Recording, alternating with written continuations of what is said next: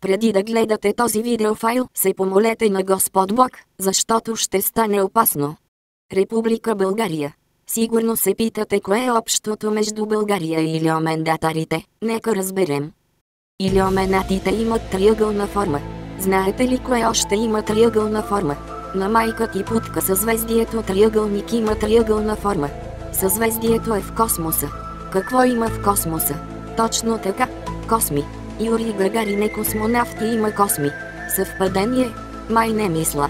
Юрий Гагарин е първият човек стъпил на Слънцето. Слънцето пече върху България.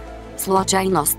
Аз отде да знам, България е била на 3 морета по времето на хан Паламут. В морето плуват риби. Рибите дишат с хриле. Хриле се римува с лалемада и криле. Птиците летят с криле. Птица се римува с пица. Това куче яде пица. Женските кучета се наричат кучки. Знаете ли кой е кучка?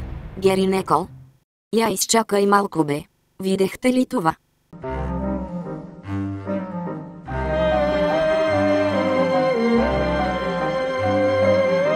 Как е възможно да има 3 милиона и 700 хиляди гледания, ако в България има само 7 хиляди човека?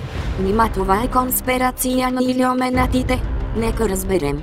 Илюминати има 9 букви, България има 8 букви, 9 минус 8 е равно на 1. Илиоменатите имат едно око, България са илиоменати потвърдено. Но ако България е илиоменат, това означава ли, че всички ние сме илиоменати? Вие как мислите, приятели, илиоменати ли сме? Никой не го интересува какво мислите, аре махай се от тука.